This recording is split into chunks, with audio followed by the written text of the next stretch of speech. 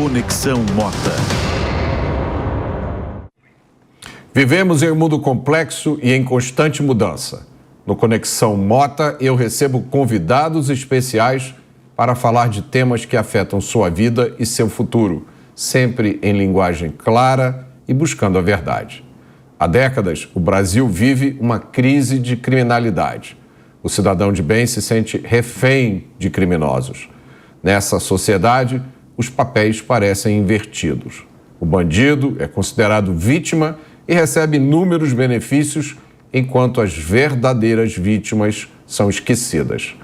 Para debater essas questões, o Conexão Mota recebe o promotor de justiça e doutor em Direito Processual Penal, Fábio Bechara, e o procurador de justiça e fundador da Escola de Altos Estudos em Ciências Criminais, Edilson Mugenot. Sejam muito bem-vindos. E para começar, eu vou fazer uma pergunta que está na cabeça de todo mundo. Os números parecem sugerir que o Brasil vive uma crise de criminalidade que talvez não tenha paralelo em outros países, em outras democracias. E eu pergunto a vocês, existe realmente uma crise e qual é a origem dela? Crise, ela precisa ser dita, ela existe e numa linguagem jurídica já transitada em julgado. Não há quem possa negar a existência de uma crise. As crises se caracterizam ao longo da história por um período determinado, um certo número de anos. No Brasil tem se alongado tanto ao longo já destas últimas décadas, se a gente se pergunta se é somente uma crise ou se é algo que veio para ficar e incorporar como uma verdadeira cultura nacional. Quero acreditar que seja uma crise. E tal como uma crise que chega, pode partir. Para isso é necessário que nós ofereçamos à sociedade, através do Estado, os instrumentos necessários para debelarmos essa crise, como tantas outras apareceram na história.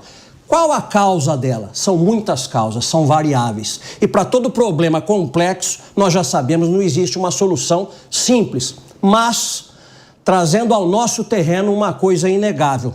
Num país onde a justiça penal e a punição não esteja mais ou menos equilibrada com relação à ousadia do mundo criminoso, fatalmente este país vai sucumbir. Então, uma das razões desta crise, eu não tenho nenhuma dúvida, há outros ingredientes para esta violência extremada, é que o Estado não dá uma resposta efetiva, necessária para intimidar, debelar minimamente que seja, mostrando a sua presença de modo claro e ostensivo para o mundo criminoso, a tal ponto que possa neles incutir a certeza de uma punição. O Estado é temerário, o Estado hesita na punição, o Estado voltou o seu olhar totalmente para a figura do criminoso, esquecendo-se da figura da vítima. Todo crime é como um amor, tem dois participantes, não se pode amar sozinho sob pena de sandice, é necessário que haja um partner, um parceiro. Todo crime tem uma vítima.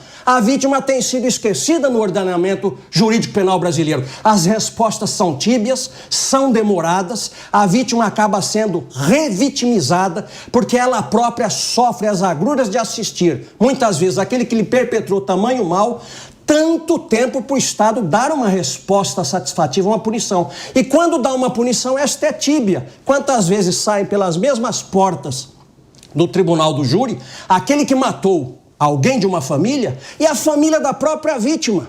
É como se fosse um escárnio e um assinte, porque em vez de ser preso, malgrado tenha sido condenado, ainda assim sai livre pelas portas da cidadania. Enfim, esta é uma breve visão, tenho certeza que o professor Fábio Bechara em muito contribuirá.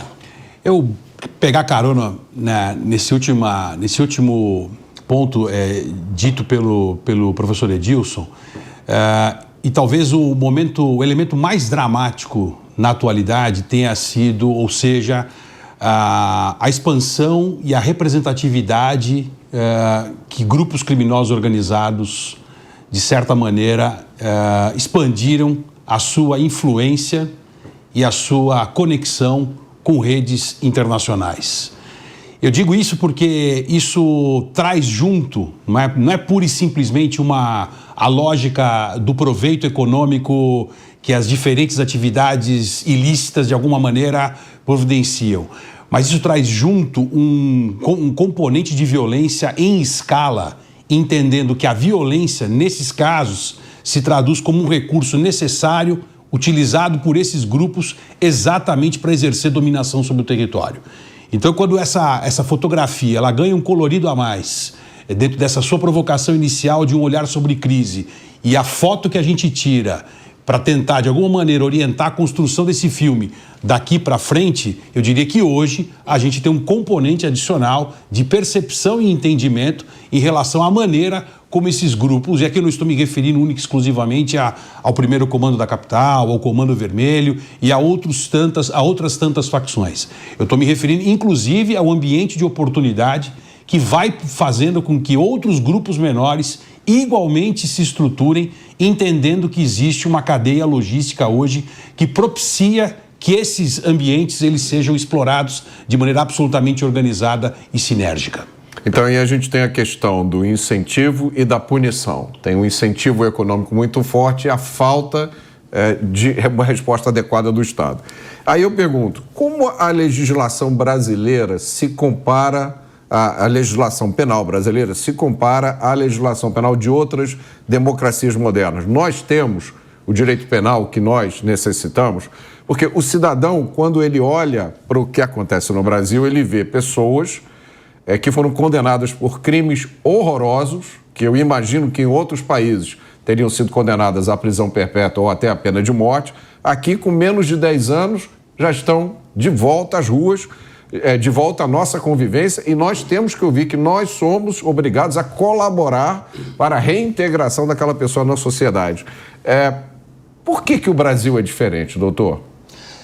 Eu quero aproveitar, unir o seu questionamento àquilo que o professor Fábio Bechara disse.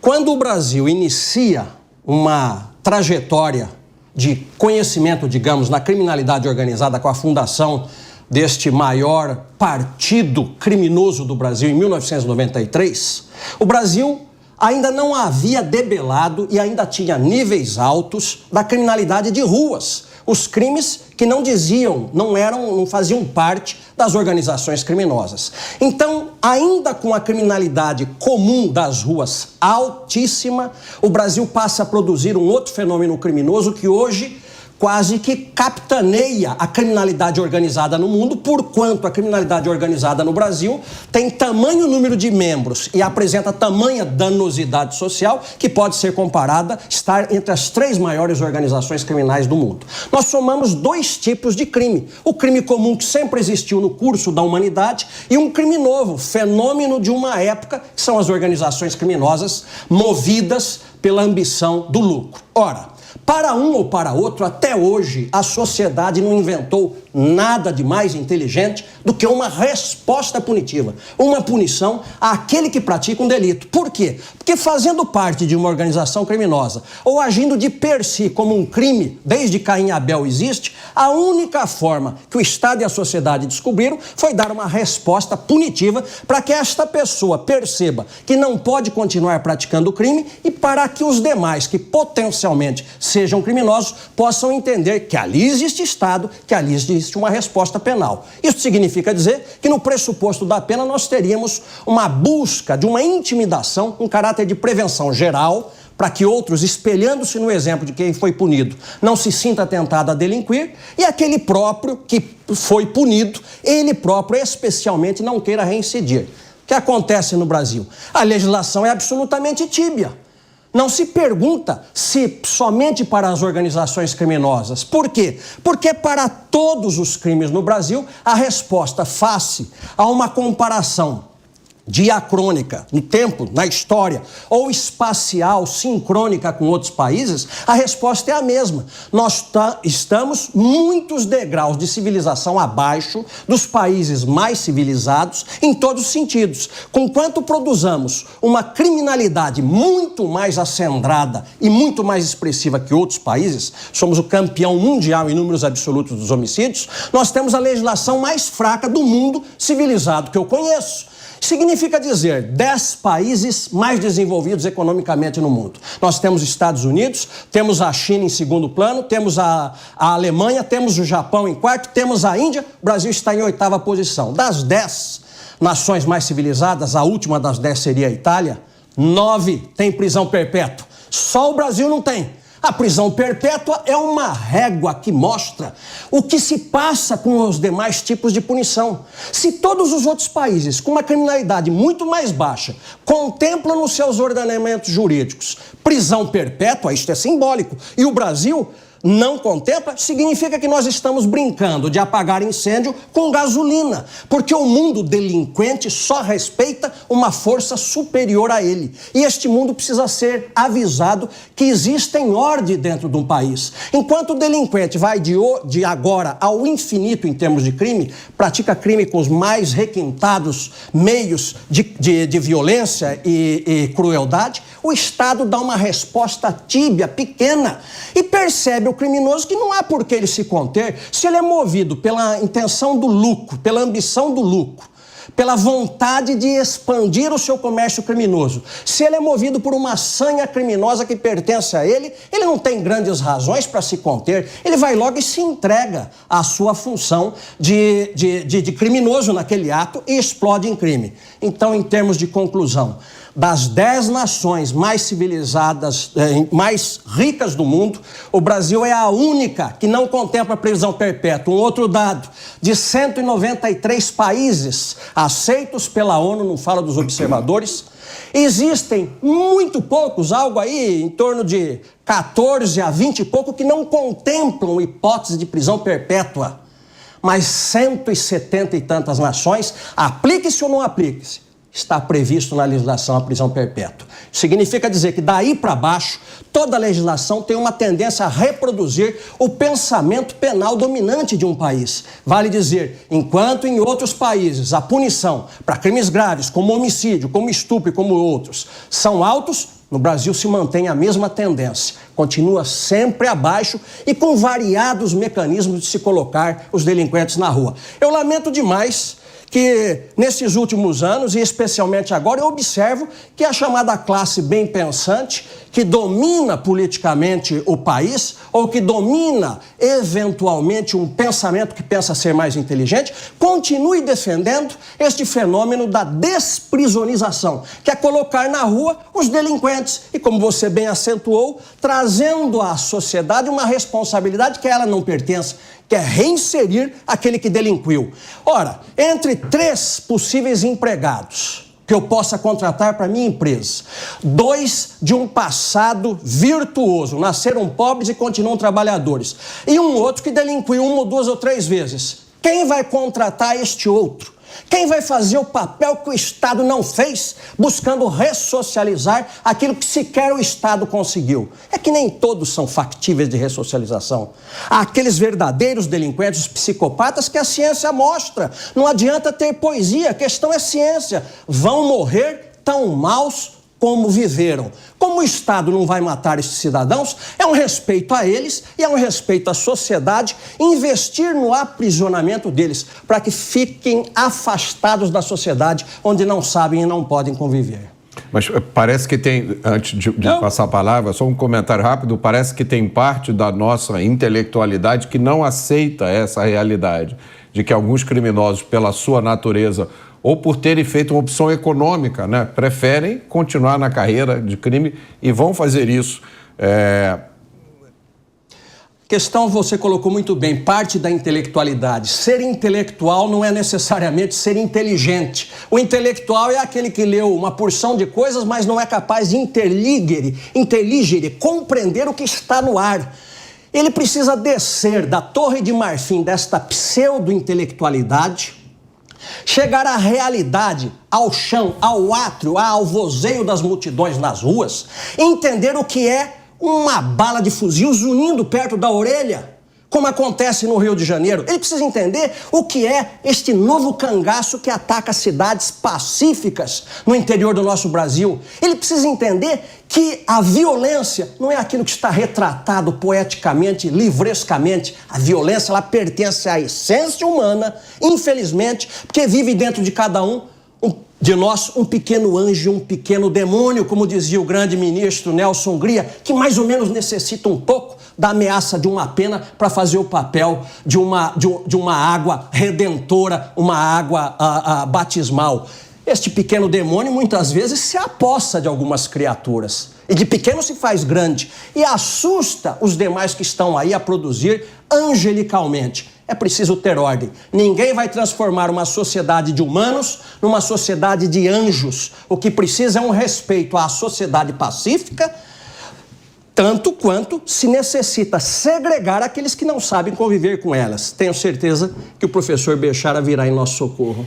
Não, eu vou acrescentar, né? Eu diria que vou resumir, talvez num elemento, né? Numa frase, que é o peso que a incerteza, né? Ou a certeza, e nós temos um problema de incerteza de punição no país, né? E quando eu me refiro aqui à incerteza de punição, entendendo que isso é um elemento, eu diria, determinante e estrutural do ponto de vista do criminoso em relação aos riscos que eventualmente o movem para se envolver em alguma atividade criminosa, não há a menor dúvida que essa conta ela é feita, não é? Mas o que eu queria acrescentar em relação a essa incerteza de punição, né, ou baixo índice de punição, não é? Baixo risco de ser detectado, né? Baixo risco de ausência de vigilância, talvez isso possa ser escalado com uma configuração até um pouco mais abrangente, não é? Se olhar, usando um exemplo da realidade atual, não é? Se a gente olhar, por exemplo, inclusive nas últimas investigações feitas pela Polícia Federal, que revelam o uso das novas instituições de pagamento, como fintechs, por exemplo, não é? Que tem movimentado cifras bilionárias. Se pararmos para olhar um pouquinho o que esse caminho hoje traz ou representa para o criminoso em termos de oportunidade, ele conta com baixo risco de detecção, ele conta com o órgão regulador, no caso o Banco Central, que ainda não se debruçou sobre esse assunto, faz vista grossa ainda sobre esse assunto, precisa se empenhar sobre esse assunto, e isso naturalmente cria um ambiente de oportunidade. Então, quando a gente está falando de certeza de punição também, que possa de alguma maneira, no médio e longo prazo, impactar os diferentes incentivos que levam a diferentes dinâmicas criminosas, isso passa também por outros atores que devem igualmente operar fora do sistema de justiça. O sistema de justiça não é um sistema em si mesmado e ele não pode ser o último, não pode ser o para-choque dessa história, não é?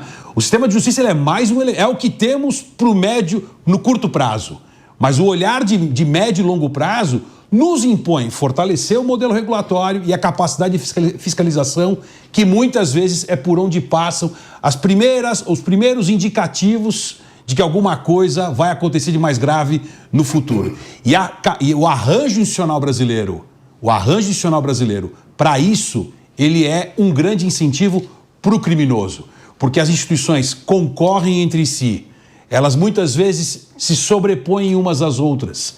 Isso potencializa o risco do conflito, dispersa a autoridade, difunde a resposta e, consequentemente, potencializa a certeza de não punição. Do ponto de vista do cidadão, causa muito espanto, doutor Bechara. Por exemplo, episódios como esse do Novo Cangaço, em que uma quadrilha sequestra uma cidade inteira. Há poucos dias a gente viu aqui em São Paulo uma operação de assalto a um carro forte envolvendo 16 criminosos, armas pesadas. Isso leva tempo para se planejar. Essas pessoas não são... Aquilo ali não é o primeiro assalto delas. Elas devem ter uma longa ficha criminal. E quando eu escuto o senhor falando, me fortalece a minha sensação de que o Estado brasileiro ainda não olha para essas organizações como uma ameaça real a ele, Estado, ao Estado de Direito, à liberdade das pessoas. Eu não tenho a menor dúvida. A gente tem ainda um déficit de mentalidade e de necessidade de virada de chave. Mais do que reconhecer o problema, é saber interpretá-lo e buscar novas abordagens que permitam, de fato, impactar e desincentivar e romper esse ciclo. Especificamente em relação ao Novo Cangaço, não é? Araçatuba, Confresa e outros atos em planejamento, o nível de sofisticação revela o grau de planejamento que essas organizações elas atingiram e agem hoje em rede, não mais de maneira piramidal. Agem em rede porque exatamente agir em rede significa reduzir o risco da detecção. Numa operação mais recente da Polícia Federal, se desbaratou exatamente quem era responsável pela cadeia logística, que era era alugar o armamento, financiar e, acima de tudo, comprar os uniformes, dar toda a sustentação para permitir que outros, os executores, pudessem, e que já estavam planejando um novo assalto no norte do país, pudessem praticar essa modalidade de domínio de cidade. Então, assim, entender, mais do que reconhecer o problema, a meu ver, a gente tem aí um desafio gigantesco no Estado brasileiro de saber interpretar o problema. Interpretar o problema e planejar de maneira mais adequada a agenda segundo a qual eu vou dimensionar as minhas respostas. As minhas respostas invariavelmente passam, por óbvio, em algum momento dentro do sistema de justiça criminal, mas vai muito mais além do que isso. Vai muito mais além. Não é só pelo sistema de justiça criminal. Precisa do sistema de justiça criminal. Mas a gente, e principalmente para quem investiga, se nós não tivermos esse olhar mais orgânico da floresta, eu vou olhar para uma árvore. E o negócio vai continuar desenfreado, que é o que a gente tem, infelizmente, assistido.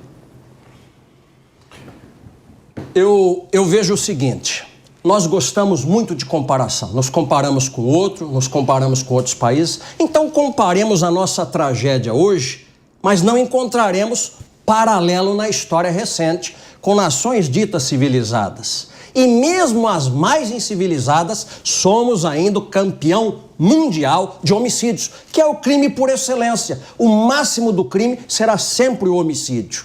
Isso significa dizer que nós precisamos, então, encontrar um paralelo na história. E nas minhas leituras, nas minhas pesquisas, eu só vou encontrar isto em civilizações muito atrasadas, o que mostra que a violência nossa do Brasil retrata aquilo que eu dizia, uma péssima cultura de violência, retrata o nosso baixo estado civilizacional. Estocolmo, capital da Suécia. Entre 1600 e 1750, Estocolmo era a cidade mais violenta, tinha de 3 a 5 homicídios por 100 mil habitantes. Londres, de 5 a 10 a 15, no máximo, homicídios por 100 mil habitantes. Paris, 6, 7 por 100 mil habitantes. Hoje, estes países têm 1,2, 1,3 homicídios nestas grandes capitais por 100 mil habitantes. Se nós pegássemos os números de 1.700 destas nações, destas grandes cidades da época, nós sequer encontraríamos paralelo no Brasil de hoje nos seus estados mais violentos. Porque hoje, em Alagoas, no Amapá, na Bahia, se mata até 60 pessoas. É um crescimento de 1.100% de uma violência que existia lá atrás, se comparado em 1600 e 1700. Nós só podemos encontrar algum paralelo na pior fase da história norte-americana, que é depois do fim da Guerra Civil, no século XIX, final do século XIX, nos estados mais violentos do velho oeste americano, que é Texas, Kansas, algumas cidades que ali estavam. Uma violência lá nesta altura, mas hoje não se encontra mais paralelo. Não obstante, o viés do Estado brasileiro e estes que se dizem intelectuais continuam insistindo naquilo que, se me permitem dizer, é uma estupidez intelectual bem grande. Querem dar um tratamento desprisionizante, um tratamento despenalizante, descriminalizante, como se o Brasil vivesse uma tranquilidade que não houvesse crimes. Se a Suíça decide aplicar uma legislação mais branda, estaria explicado. Se a Espanha decide aplicar uma legislação mais branda, estaria explicado. A Inglaterra, a França, porque estão em estágios civilizacionais. Civilização foi medida na base da ponta de uma arma de fogo, na ponta de uma faca. São civilizações que estão em níveis muito mais avançados. Não obstante, o que segura e ajuda a conter a criminalidade lá? Um Estado que se mostra presente. Um Estado que não abaixa, não destrói as suas prisões. Um Estado como na França, que tem prisão perpétua por homicídio, que como na Alemanha tem prisão perpétua por homicídio, que no Japão tem uma legislação extremamente severa que pode chegar até a pena de morte. Isso significa que nós estamos tratando de um mal terrível, que é um câncer social com aspirina ou benzeção. Não vai resolver. Ou o Estado se faz presente e diz a que veio, ou não adianta ficar disputando cadeira de prefeito para sentar ou para bater, imaginando que isto vai ser solução para país civilizado. Isto não justifica. A violência só se justifica num país como o nosso porque se aculturou e se internalizou na consciência de um povo. Se soubéssemos que aqui existem regras, é o princípio da segurança jurídica, que são vigentes, que são aplicáveis, a sociedade se acautelaria, se conteria mais e teria mais confiança no sistema de justiça. O que faz a sociedade? Parte, às vezes, por linchamento. Porque já não mais confiando no Estado, vai fazer justiça de mãos próprias. O que gera aquilo que se falou, violência, gera violência, num terrível círculo vicioso. Só para fazer um dado importante para fazer coro aí que o professor Edilson disse, existe um relatório que é publicado, uma pesquisa que é feita anualmente por uma iniciativa que se chama World Justice Program. E eles fazem uma pesquisa sobre o comportamento do rule of law no mundo afora, né? E o Brasil é um dos países que igualmente é medido. E o Brasil tem um traço característico que todos os países latino-americanos possuem, não é? Dois, aliás, né? Mas no Brasil isso é bastante forte, não é? O primeiro que é o nível, a baixa ou o nível de transigência com a regra, né? O brasileiro transige com a regra. Então a transigência com a regra ela pode ser escalada. Eu posso pensar no exemplo mais infantil possível, dentro de casa, até uma situação extremamente ousada por parte de quem toma a decisão de afrontar e de não respeitar o patrimônio do outro, a vida, a liberdade. Então esse é um dado característico latino-americano e no Brasil muito forte, né, que vale a pena prestar atenção. Né? E o segundo, que é a baixa resiliência institucional. A baixa resiliência institucional é um outro componente que entra muito na percepção do sujeito que toma a decisão de praticar um ato ilícito, seja lá qual for o ato ilícito, que na cabeça dele ele tem certeza de que ou não vai dar em nada, ou de que em algum momento ele vai reverter. E isso, indiscutivelmente, isso acaba influenciando de maneira absolutamente generalizada e capilarizada o modelo mental do tomador de decisão. Então, ter esse diagnóstico muito claro também, porque uma coisa que acho que é importante também registrar, invariavelmente, o brasileiro é seletivo. Ele é seletivo na crise. Na pandemia ele era seletivo. Ele usava a máscara a semana inteira, mas no final de semana ele ia para uma festa. Então, inclusive na crise, inclusive numa pandemia, o brasileiro é seletivo. Então, esse componente cultural em que o gestor público, né, o formulador da política pública, ou os diferentes atores que vão se engajar dentro da construção de uma política pública, esteja no terceiro setor, no setor público, no setor privado, não importa, precisa também ter essa percepção muito clara em relação a onde eu estou. Que população é essa? Né? Que perfilamento eu tenho que considerar na hora de calibrar a minha regra, de calibrar a minha resposta, de dosar a minha postura e de planejar a minha ação. Eu queria trazer um elemento aqui. O senhor mencionou a despenalização, né? Eu, nessa minha caminhada de entender as questões de segurança pública, já ouvi coisas como abolicionismo penal. São coisas que estão no ar, que são pautadas toda vez que surge um debate, uma discussão sobre segurança pública, que estão nos relatórios que são divulgados. Parece que semana sim, semana não, sai o relatório de uma ONG, né, de um grupo de estudos, de um laboratório, de um fórum. Quando a gente olha mais de perto, a gente encontra uma constelação dessas ONGs, todas com nomes assim muito fofos. Quando a gente olha lá no balanço delas, a maioria delas, um bom número recebe dinheiro do exterior, notadamente da Open Society Foundation, né, do senhor Jorge Soros, que por coincidência também promove essas ideias nos Estados Unidos através da eleição de promotores. Né? E essas ONGs, me parece que elas determinam, o discurso público sobre segurança pública hoje no Brasil, ele segue a pauta determinada por essas ONGs. Então, quando a gente diz qualquer coisa diferente disso, quando a gente diz que o criminoso tem que ser punido, que punição faz parte do processo, as pessoas tomam um susto. E eu pergunto a vocês, é legítimo a gente ter esse grupo de entidades recebendo dinheiro de fora para influenciar a legislação brasileira, a política de segurança pública do Brasil? O pior não é somente receber um dinheiro de fora para influenciar. É influenciar mal, porque se influenciasse bem, a gente até entenderia o viés. Mas essas ideias são vencidas no exterior. Torno a dizer, nenhum país civilizado e inteligente, nenhum, aplica esta ideia do jeito que é aplicada no Brasil, de uma despenalização desbragada de tudo. Países como Suécia têm prisão perpétua. É 1,1 homicídio por ano na Suécia de hoje, em Estocolmo. Como é que estes países tão civilizados, Canadá, tem prisão perpétua, uma das economias mais ricas. Não é que eu estou dizendo que prisão perpétua é solução para tudo. Claro. Que não me venham com ideias apressadas, porque o que eu falo é fruto de maturação de décadas. Não podemos apequenar ideias.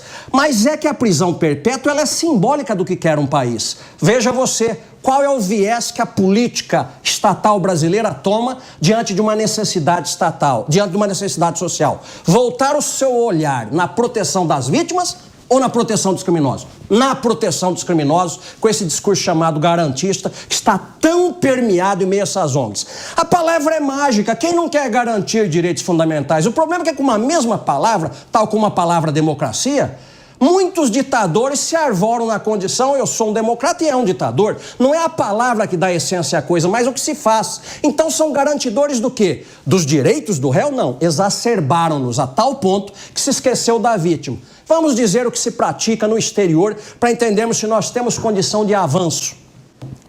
Se falávamos de pena, nós temos, voltada ao réu, que ela está em desproporção, nós temos que saber o que é que o Estado faz para amparar as vítimas. Na França, já tem décadas, existe um Fundo Nacional de Proteção de Indenização para as Vítimas. Na Alemanha, já tem décadas, tem um fundo nacional que vai indenizar imediatamente as vítimas de crime, aquele mesmo crime que o Estado não conseguiu evitar que acontecesse. Nos Estados Unidos, desde 2004, existe um Estatuto da Vítima. Da mesma forma, na Inglaterra tem leis análogas.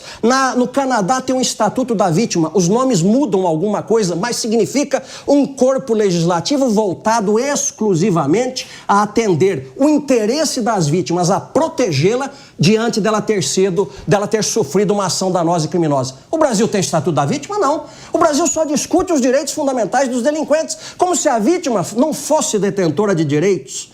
Isso significa que falar em abolicionismo penal, tirar a existência do direito penal num país que queima em violência, é a mesma coisa de dizer para o povo, faça o nome do pai, passa a mão numa arma de fogo e faça o que você quiser, porque agora, a partir de agora, é cada um por si, porque o Estado se ausentou. O direito penal é a única resposta minimamente civilizada, do contrário será a vingança contra a vingança, que remonta à chamada lei de Talião.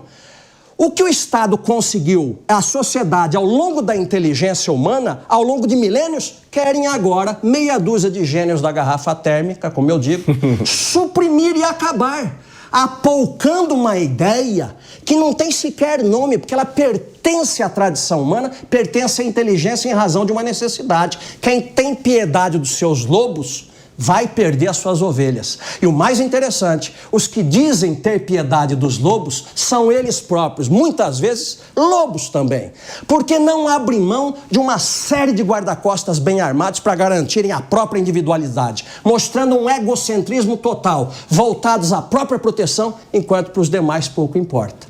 Eu gostaria de acrescentar aqui, assim, eu não sou contra a interlocução com a sociedade civil.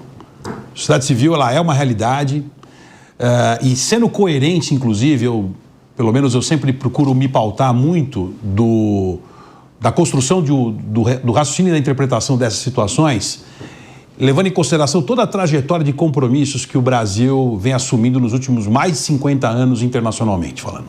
Não dá para simplesmente rasgar. Isso tem uma razão de ser, isso não é uma coisa meramente simbólica, isso tem uma importância para além do simbolismo. E nesse contexto, a interlocução com a sociedade civil, seja ela organizada ou não, como premissa, eu vejo isso como sempre necessário, fundamental, entendendo que isso gera oportunidade, inclusive de escrutínio, transparência, controle, então isso é saudável. O que não é saudável é o enviesamento.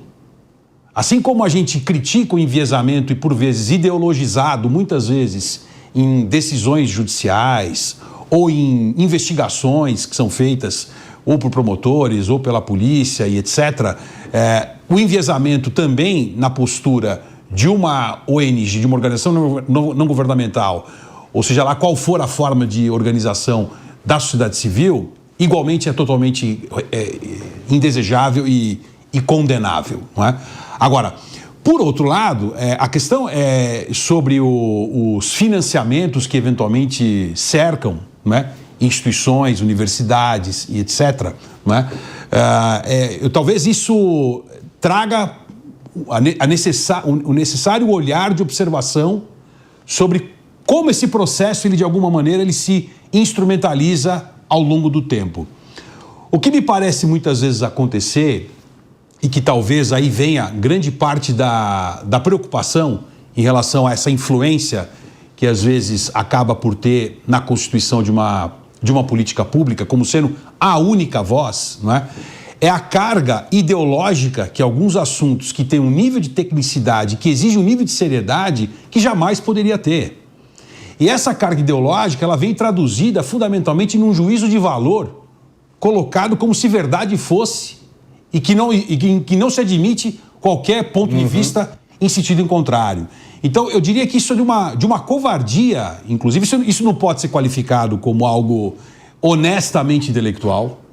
Acho que todos nós aqui que circulamos no meio acadêmico sabemos do valor da honestidade intelectual, que prega pela coerência, pela verticalidade, pela consistência do argumento e do fundamento. E que, invariavelmente, acaba acontecendo, em algumas situações, é uma leitura muito rasa, oportunista e extremamente irresponsável, para não dizer outra coisa, em alguns momentos. E uma leitura que ignora tanto o que já se sabe de teoria, de estudos que existe lá fora, quanto as experiências dos outros países. Então, o sujeito chega e diz, prisão não resolve, e ele vem como autoridade. Né?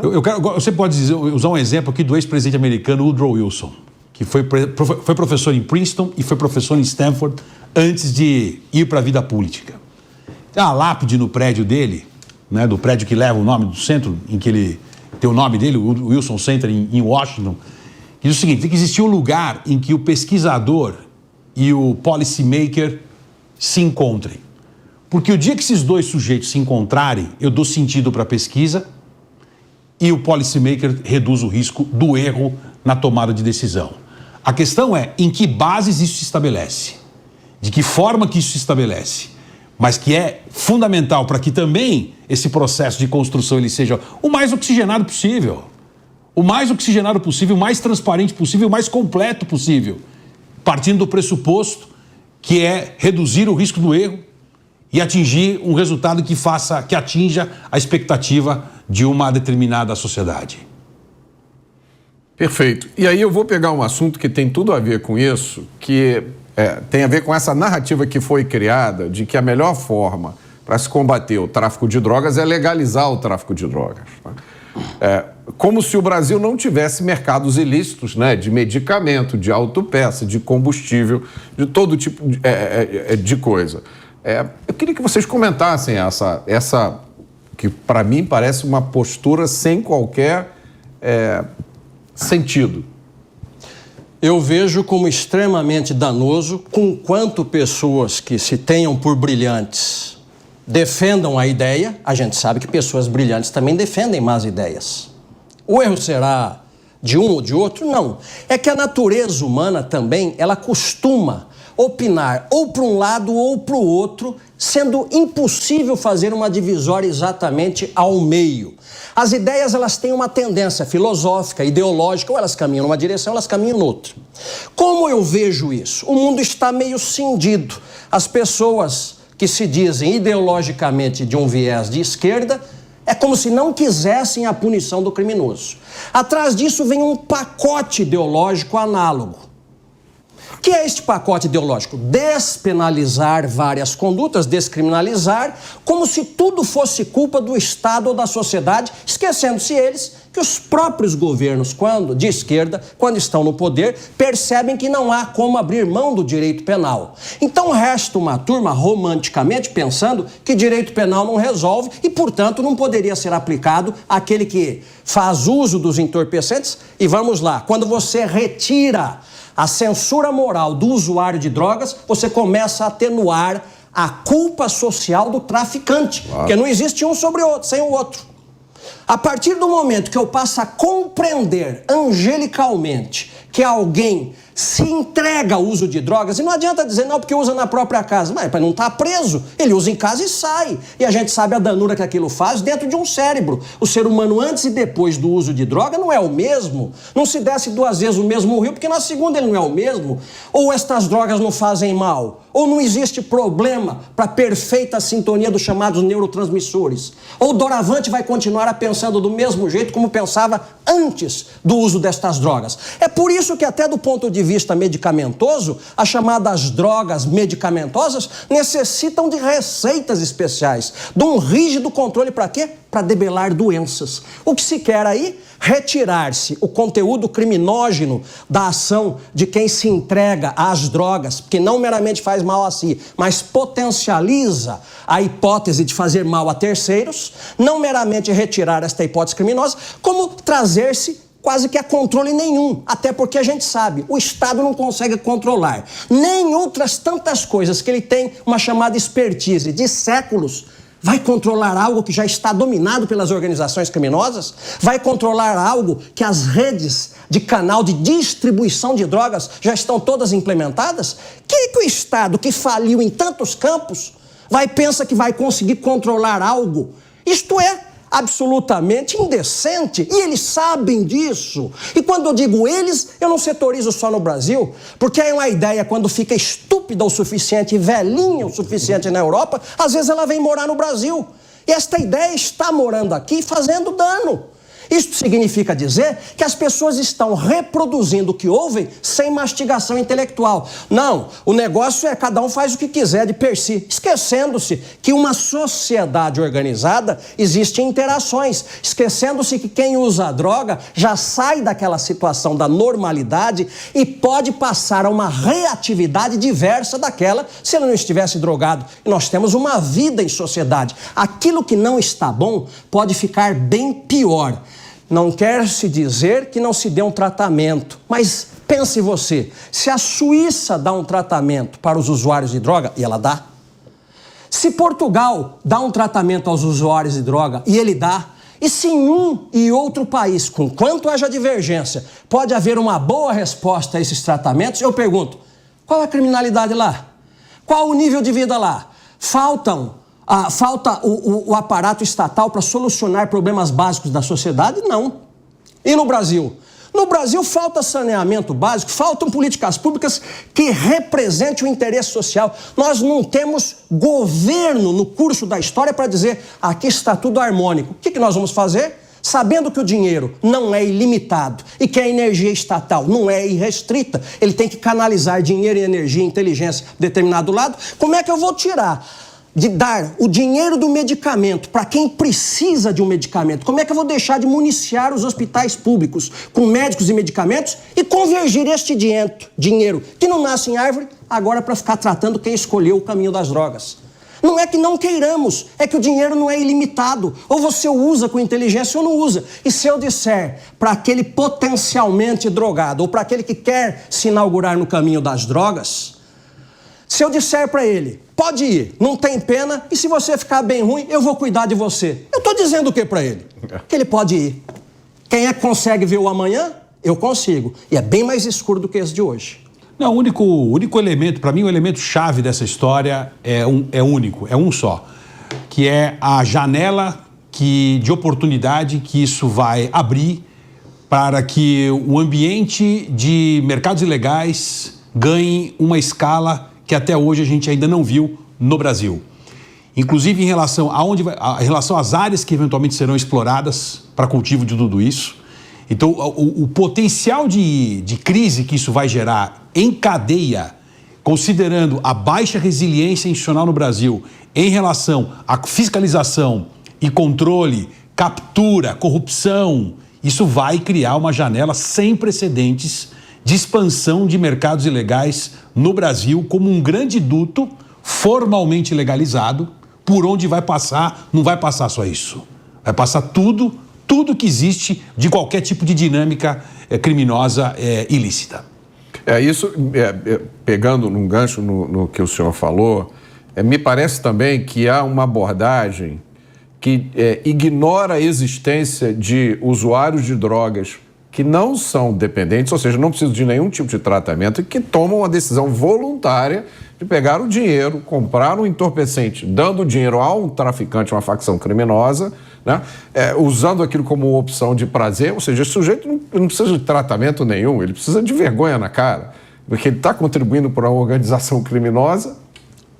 O que é que move o crime? Não é só a droga. Até porque para se manter a exploração do comércio de drogas, não vai ser na legalidade, porque ela é ilegal, é na base da violência. Portanto, todo tráfico de drogas tem um pressuposto, uma ideia nuclear que ele se mantém pela esperteza, pelo dinheiro e pela violência. Daí as guerras de facções que disputam determinados mercados, daí aquilo que já não se bastasse no território nacional se expandir para o resto do mundo e as organizações internacionais produzindo uma criminalidade transfronteiriça para além das fronteiras. Veja você que as ideias se combinam. Se nós não conseguimos debelar o antigo tipo de crime que tínhamos no Brasil, o batedor de carteira, o punguista, um homicídio de marido e mulher, aquele pouco, nós não meramente não contemos isso, como jogamos uma granada de mais criminalidade que estas organizações criminosas que cresceram no Brasil nos últimos anos.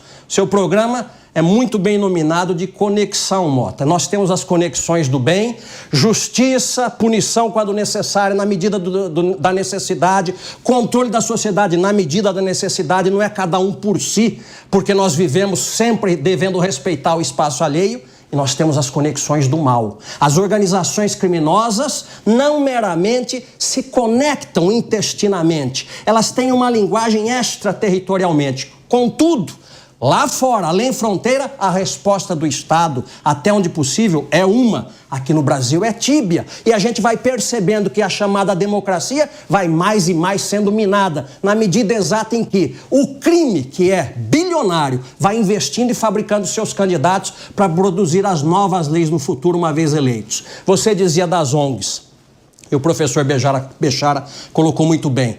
É evidente que nós somos favoráveis ao terceiro setor, tão necessário para ajudar o Estado a carregar os dramas sociais. O que nós não somos favoráveis é a malversação da ideia do terceiro setor. Um instrumento cortante como um bisturi salva vidas na mão de um médico. Mas o mesmo bisturi mata criminosamente se for manejado por um delinquente. O problema não é o terceiro setor, é o que está se fazendo pelo terceiro setor. E já se sabe, inclusive, que existem fortunas mundiais que, por serem fortunas mundiais, não se preocupam com a moralidade, com a ética, mas se preocupam com o expansionismo do seu mundo já trilionário, que só aguardam que o Brasil verdadeiramente descriminalize totalmente o uso de drogas, que passe mesmo a incentivar, como já quase o vem fazendo, para que eles assumam o controle do Brasil, o comércio de drogas, que é mais um mercado bilionário. E qual é um dos caminhos para isso?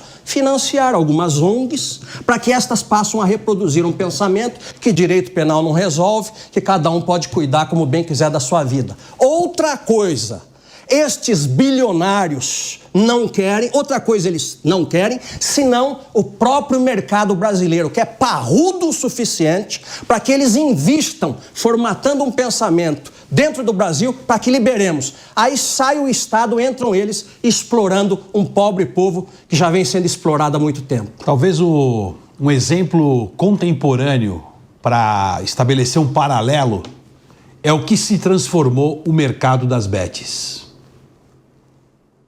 Hoje a proposta de regulação que começa a ser implantada de maneira muito mais dura, não é? É um correr atrás do prejuízo. Quanto que já passou o Brasil? O segundo país no ranking mundial de aposta. De criança, de adolescente, a juventude, pega uma faixa aí que vai até os seus 25 anos. Então, eu acho que é importante fazer um paralelo porque o mercado das bets, talvez ele seja um bom paralelo de um mercado, de uma atividade permitida, não proibida, não é? E o que isso se transformou do ponto de vista do comportamento das pessoas, que traduz, no caso da realidade brasileira, exatamente quem é o brasileiro. Nós estamos caminhando para o encerramento. Eu gostaria de dispor de mais 3 horas, porque a gente nem tocou em vários assuntos, mas eu preciso perguntar aos senhores, fazer uma pergunta que está aqui na boca de muita gente. O Congresso Nacional aprovou recentemente o fim das saidinhas. Mas ontem a gente viu milhares de criminosos na saidinha, gozando desse benefício aqui. Tem alguma forma de explicar o que está acontecendo para o cidadão comum? O Estado está sendo coerente. Ele está aplicando a política criminal da desprisonização. O Estado, que em vez de voltar mais dinheiro para a construção de necessários presídios, ele abre as portas do presídio para esvaziá-los. Na expectativa do quê? Os cidadãos que estejam saindo, eles estejam redimidos e vão contribuir com a sociedade, querendo que você, como empresário, os albergue na sua empresa e corra os riscos que o Estado, uma entidade abstrata, que você não enxerga sequer a binóculo e nem a olho nu, porque é abstrato, é uma ficção, quer que você, cidadão, sofra os riscos de trazer esse delinquente para reintegrá-lo em sociedade, porque ele não deixou de ser delinquente. Você pode mascarar a linguagem e dizer o ressocializante, mas dizer que é ressocializado é bem difícil. Então, significa dizer que o Estado está sendo coerente com esta neopolítica criminal, que é abrir os cárceres, que pena não resolve, reduzir as penas, que é abrir para a desprisonização, não levá-los ao cárcere. Vai aplicar que tipo de pena para o maníaco do parque que eu acusei? Guia de turismo ecológico no Parque do Estado? Ora, ridículo tem limite. Existem crimes gravíssimos. Como existe o criminoso de colarinho branco, e o Brasil uma vítima constante deles, que não existe outra forma senão segregá-los e puni-los. Por quê? Porque eles são hipersocializados, às vezes falam 3, 4 idiomas, não pode reclamar de pobreza, nasceram em berço de ouro, mas querem revesti-lo de brilhante. E vai falar o quê? Em ressocialização para quem é hipersocializado? Só existe uma forma, para paz social, para que pelo menos o pobre perceba que o rico delinquente, ele também vai para a cadeia. Significa dizer, não é que amemos a prisão, mas é aquilo que aquele que teve tantas ideias questionáveis, como o próprio Michel Foucault, até ele que vinha de uma esquerda profunda dizia, a prisão ainda é a detestável solução da qual nós não podemos abrir mão. Está lançada a sorte para quem tiver uma ideia mais genial. Me parece que abrir as portas do cárcere como saidinha temporária ou como saidinha permanente não me parece ser a melhor ideia. E essa questão ela se conecta muito com os outros aspectos que a gente discutiu e dialogou aqui hoje, né? Primeiro, fazendo aqui uma referência à literatura sobre crime e terror, né? Existe um consenso de que o sistema prisional, isso o mundo, né? O sistema prisional é o melhor departamento de recursos humanos para você fazer a captura e conversão de faccionados ou adeptos a uma determinada organização terrorista, por exemplo. Então, o sistema prisional ele tem hoje essa característica muito evidente, tanto que a preocupação de autoridades de outros países para onde hoje muitos ex-faccionados brasileiros vão, e alguns deles já sendo presos e já inseridos dentro do sistema prisional desses países, a grande preocupação é a inserção desse modelo mental, de um método, e esse início de processo de captura, que é o que aconteceu aqui no Brasil e que certamente será reproduzido, não sei dizer em que velocidade isso vai dar, mas isso é bastante coerente, faz muito sentido, não é? De modo que quando a gente pensa na saída temporária, né, ou na saidinha, né, vulgarmente conhecida como saidinha, isso tem que ser olhado nessa perspectiva. E aí entra um outro elemento que é o que falamos aqui todos nós há pouco, não é? A baixa resiliência institucional na fiscalização, no controle, vale a pena o risco calculado de utilizar essa brecha como uma oportunidade para sair e cometer o crime. E o detalhe é o seguinte, o problema não é aqueles que eu consigo identificar em relação, que voltaram ou que delinquiram em razão da saidinha, mas é a cifra silenciosa que se vale desse mecanismo exatamente pela coerência que o mecanismo em si ele tem com essa interpretação, com essa leitura do que se transformou um sistema prisional. Concordo em número, gênero e grau. Não existe nada, não inventaram nada melhor ainda. Se não inventaram nada melhor ainda, como é que eu melhoro a minha capacidade também de controle, monitoramento, vigilância em relação a essa população que, na realidade, se transformou, como eu disse há pouco, no grande sistema, no grande modelo de recrutamento de recursos humanos para o crime. Muito obrigado, doutor Mongenor. Muito obrigado, doutor Bechara. O Conexão Mota fica por aqui. E para você que gosta do jeito Jovem Pan de Notícias, não deixe de fazer a sua assinatura no site www.jp.com.br. Você vai ter acesso a conteúdos exclusivos, análises, comentários e acesso ilimitado ao Panflix, o aplicativo da Jovem Pan. Obrigado pela sua companhia e até a próxima semana. Conexão Mota. A opinião dos nossos comentaristas não reflete necessariamente a opinião do Grupo Jovem Pan de Comunicação. Realização Jovem Pan News.